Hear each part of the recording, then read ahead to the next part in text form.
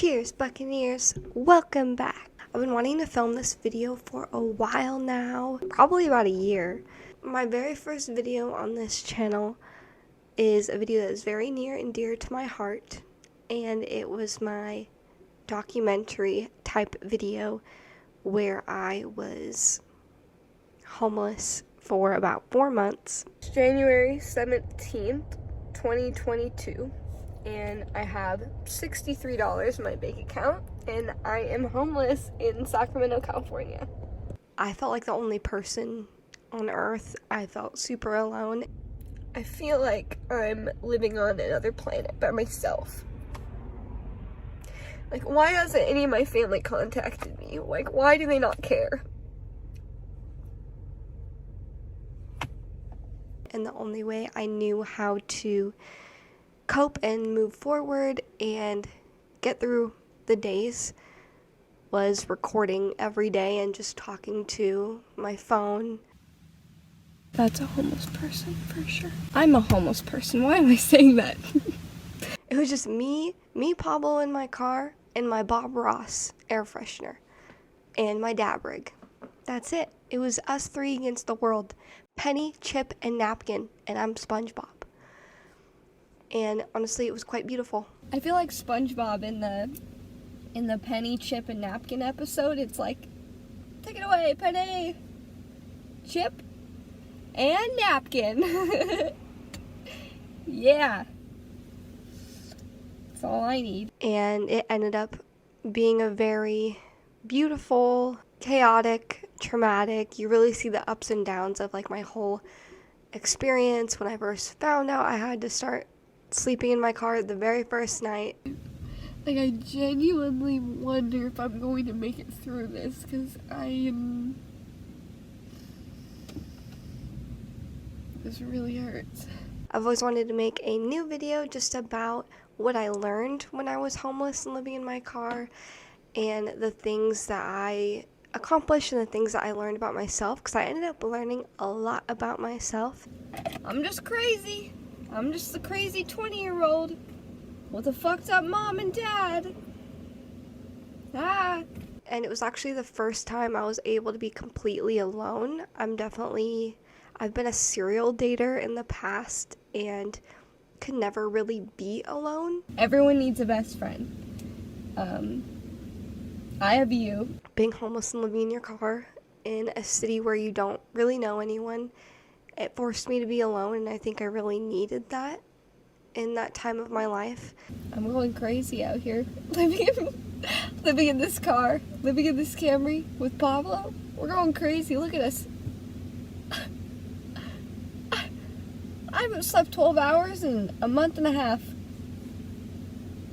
Have you? POV, we're at a sleepover in my car. It was definitely a big struggle, but it taught me a lot about myself, and I wouldn't take it back for anything. Oh my god, what day is it? And yeah, so let's just dive right in.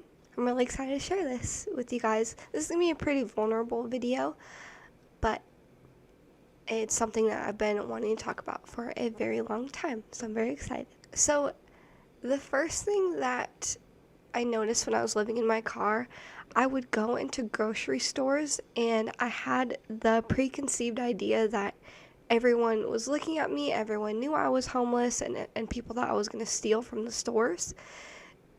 I've never stolen anything in my life, and even though I was homeless, I looked somewhat put together. I mean, I would shower at the gym, and I was able to afford a gym membership by Instacarting every day, but I still felt like insecure, and I projected those insecurities, and honestly, to this day, I still feel like when I walk into a store, I'm like, oh my gosh, they think I'm gonna steal. One of the things that I did to kind of help myself feel more confident is I would get my nails done. I haven't gotten my nails done since I lived in my car. And over the 4-month period, I only got my nails done twice. It's still pretty expensive, probably like $60 for the lady that I was going to.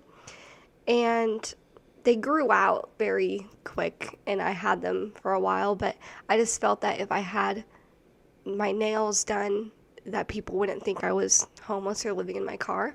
It did give me a little bit more confidence when I felt like, my clothes were dirty. I don't think I did laundry for like 4 months. Like, the next thing I did was, even though I was alone, I was still addicted to Bumble, Hinge, and Tinder. Who knows? Maybe a little like a Bumble Date World Tour? That's probably a bad idea. So I was still on these dating apps and trying to get like that sort of validation to make me feel less alone in the world. And the guys I would hang out with from Bumble and Hinge were so terrible. And this man just told me a story about how he thinks the cartel is after him. So terrible. I remember this one time I went over to this guy's house and we smoked and hung out, and he had admitted to me that he was a sociopath, and he literally flat out was like, yeah, I don't think I have any empathy for humans and all this stuff. And he was showing me this family castle that he had in Switzerland that he wanted to take me to, and I was like, uh-oh, red flags everywhere, this is horrible. And when he walked me back to my car, you couldn't tell that I had a lot of stuff in my car. But I was just gonna, if he said anything, I was just gonna be like, oh, I'm in the middle of moving. But no, this man goes, ew, that's so gross, are you living in your car? And like, I fear he ate with that. So yeah, I kind of stopped using Bumble after that. But something really cool, my very first podcast video is titled Megan Page Has Beef with the Sacramento Serial Killer. When I was living in my car, I met this guy, Todd. Now, it's so insane. That story is so fucking crazy. It's crazy. So it's about this guy named Todd. If you want that whole lore, you can go watch that video. But so I actually matched with Todd while I was living in my car, and that's when the whole thing happened, and he acted super crazy and tried to kill me. What if I get sued? Like, why am I actually scared? No, he will not sue me, right? Like, no, right? After that, that's when I made my first podcast episode ever. I filmed when I was homeless, which is pretty cool to think about that. And also, the parking lot that I slept at every night was very close to the podcast studio, because the podcast studio and the podcast was kind of the only thing that felt like home to me. At the time, my whole family stopped speaking to me, and I wasn't in contact with either my parents because I felt like they didn't deserve my presence and they didn't deserve to have me in their life because of how they treated me. I can kind of go into that. It's honestly like a huge thing, but now I am talking to all my cousins again, and we have a cousin reunion coming up. Super excited for that. And I wasn't even talking to my brothers. My brothers wouldn't talk to me at the time, but now I have a really good relationship with them again. Yeah, I just remember like being in that parking lot, and I wanted to be as close to the podcast studio as I could because that was one of the only things that motivated me to keep going. I'm gonna have the best comeback story, Absolutely. Homeless girl in car to #1 podcast superstar. Absolutely. It's gonna be great, and I want to inspire people. Because there was a lot of nights, and you could see that in the documentary, I wanted to give up. I did not want to try anymore. I look like I'm dying. I bought a new banger, and it's a Rick and Morty banger. Kind of sick. So this is like the only thing that's keeping me like alive right now. It felt like everything was against me, and when she was like, yeah, I'm really worried about your mental health and your safety, I'm like, yeah, me too. That makes two of us. But the podcast studio always felt like home to me. It always felt like my safe place, and that's why I chose that parking lot. And And that parking lot was my home for about 4 months. It thinks my home is the park. It thinks my home is the park. That's so funny. And there was a community of car campers. And I didn't really talk to any of them except for one named Dan Van. There's like a community of car campers. And I'm like, okay, might as well join the community. Like, so I met this guy who lives in his van. We got Dan Van. Dan Van World. Yeah. We're the famous van. Hashtag van life smoke If you're not sesh. having smoke sesh in your van, are you actually in a van? Yeah, are you actually living in a van if you're not You're having a living smoke in sesh? 2000 Toyota Sienna? Yeah. With just a bed? Yeah, with just a twin bed in the back. You have to live like you don't give a fuck because like you live in what you're driving. So wherever you go, you have to just be like, I don't give a fuck. Like this is literally me. Like when I get out of my car in the grocery store, like they're seeing me and my house. Everything you see here is me. Yeah. It's real as It's like vulnerable. you can't hide. Yeah. Yeah, you can't hide your weird shit in your van. Yeah. It's out in the open. It's out. It's all there. Yeah, I get compliments all the time though, cause like my little all my shit up here. Scorpio vibes. Yeah. Yeah. Every time like, oh dude, you got a cool setup up there, bro. And I'm like, yeah, man. Scorpio. I'm a Scorpio. Yeah, it's November 10th. That's when I met Dan Van. And it's crazy because at first I was sleeping on an older guy's air mattress in his living room who I met online. I stayed the night at this older guy's house that I met on the internet last night. Homeless vibes. Like it was an older guy like in his late 30s.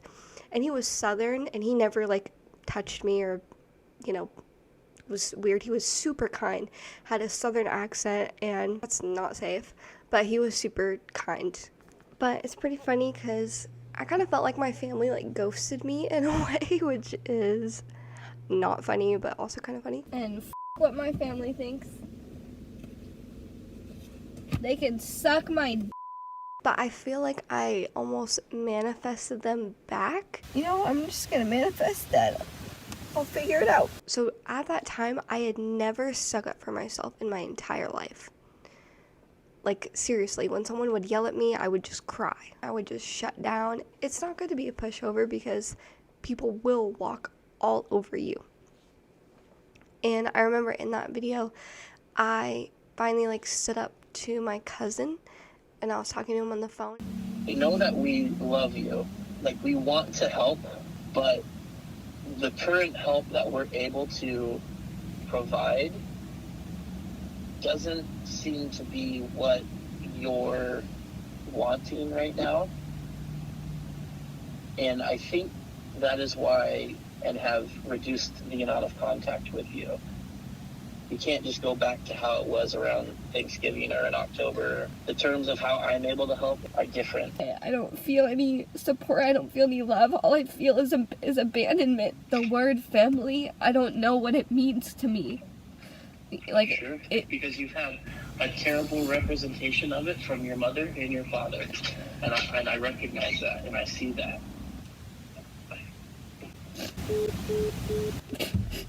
I was like, I don't understand, you all don't believe in me, and when I come out of this a better person and you all realized that you're wrong about me, you all will regret it. imagine your whole family saying they view you as your alcoholic, drug addict mother. They don't give a fuck and basically telling you to go to a homeless shelter. You all missed out. You all gave up on me. And I'm never gonna forgive you all for that. And he literally told me, he was like, This is the first time I've heard you vocally stand up for yourself as confident as you just did. and that's what I learned when I was living in my car. I learned confidence. I learned how to stick up for myself because I had to. There was no one that was going to do it for me. There was no one with me or on my team. I had to be confident in myself, believe in myself, and stick up for myself, even though I had every reason not to. They all cut me off because I won't go. Because I won't do something that's bad for me. And I won't be around people who are terrible to be around. To be honest, it's not that surprising that they're all banding against you. Okay, fuck your family, Megan. Fuck them all. To them, that you are stronger than what they think you are. All right? You're gonna come out of it on fucking top. This is them doing their tough love. Okay? Because you have left so many places that you cannot stay at. They're not looking at reasons why, they're just listening to other people's side of the story. Okay? This is their tough love. They can go fuck themselves, because you're gonna come out of this stronger than ever, okay? I know it sucks right now and it's really hard, but this family of yours, they're pieces of shit, Megan. And you need to leave them behind, okay? And it's gonna be a journey and a struggle. This is your journey through this fucked up life, okay? And it's hard, and there's gonna be very trying times for you. And it's gonna be very difficult. Harden yourself up a little bit, cry it out now, but you have to lock it away for now. Okay. When I did come out of homelessness and I was an even better person, like learned all these things, and then, I told my family and, my side of the story, and they finally actually listened and took that in, and now I have a good relationship with them again, which is good. So that was one thing I learned, is I learned confidence and I learned freedom. I felt freer than I ever have in my life. It looks like God is shining on me. I just had my own space. I had my own space. I had my own freedom, and no one was yelling at me. No one was causing me emotional trauma. No one was stealing from me. No one was verbally abusing me. I felt safe. But with that freedom and feeling safe by myself, it was the most loneliness I have ever felt in my entire life. And the loneliness more than often overcame those feelings of freedom and safeness. And that's what I struggled with the most, is that loneliness. But I had to sit with it. I had to deal with it. I had to sit with it. And I think being forced to do that was very good for me. And I put a lot of time and a lot of work into myself, because that's all I had. One thing that I think I'm going to struggle with is when time comes that I have to let go of my car, sell my car, get a new one. That's going to be really hard for me. It's going to be really hard for me to let that car go. That's the only car I've had, my little red Toyota Camry, and she's very beaten up and not pretty at all, but she feels like home. And it's the first time I ever felt like I had a home was in that car, in my entire life, throughout my childhood, throughout my teen years, throughout everything. That was the first time I felt safe and I felt like I had a home. And she's getting up there. She's getting up to 250,000 miles, so that's gonna be, I'm gonna have like a whole funeral for her. And I'm really proud of the person that I was when I was living in my car. Tomorrow's Super Bowl Sunday, but I can't watch it in my car unless, I don't know, is there a live stream? Maybe I do watch it in my car. Maybe we watch it. Super Bowl party in the car. I was on top of everything. I was Instacarting 12 hours a day. I painted this when I was on shrooms, when I was tripping balls. And I was confident in myself for the first time. I rolled these for the guy that I really liked, but now I'm gonna smoke them myself. And I was reading, and I was putting all this work into myself that I'd never done before. I was really fortunate to even have a car. There are so many people my age, older or younger, who don't even have a car and they're homeless. Whether they're couch hopping or they're straight up sleeping on the streets. The fact that I had a car, I am so thankful and grateful for, because a lot of people are not that fortunate at all, whatsoever. But another thing I learned is that living in your car is so expensive. You would think like, oh, like, I'm gonna save money living in my car. No, that's expensive because you can't cook. You have to buy pre-made food. You have to, find somewhere where you can shower, like a gym. My gym membership was $50 a month. To all the people who watched that first video and are still subscribed to me and still watching my new videos, that's just, even if you watched my first video and commented on it, it meant the absolute world to me, because my goal and my purpose for making that documentary, because at first I just recorded what was going on because I felt so alone. I needed someone to talk to, and I needed someone to see what was happening, because I never thought I was gonna get out of there. It took me a long time to sit down and edit it because I had to relive all the traumatic things that I experienced, but it was really important to me to put that on YouTube as my first video because I felt that it was vulnerable and I felt that people would connect with it, and I knew if there was a video out there like that when I was living in my car, it would make all the difference to me. That feeling of feeling less alone in the world makes all the difference. So when I posted that, the only thing I was thinking about was, I just want to make people feel less alone in the world. Because I know there has to be people out there who are experiencing this or experiencing worse than this. And I wasn't really thinking about, like, oh, what if the people I went to high school sees this and it's a mess, I look horrible, and it's embarrassing and I cry a lot, and you see every up and down, you see every dark moment, every happy moment, and it's the most vulnerable I've been on the internet. And for my first video, it was really, really scary, but I stand by it, and I'm really proud of it. Really appreciate y'all for watching this and subscribing, and I really appreciate y'all's time. So, cheers, Buccaneers. Y'all have a great rest of your day, and I'll see y'all next time.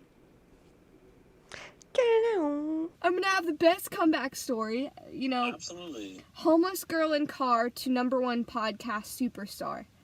Absolutely. It's gonna be great, and I believe it. I want to inspire people.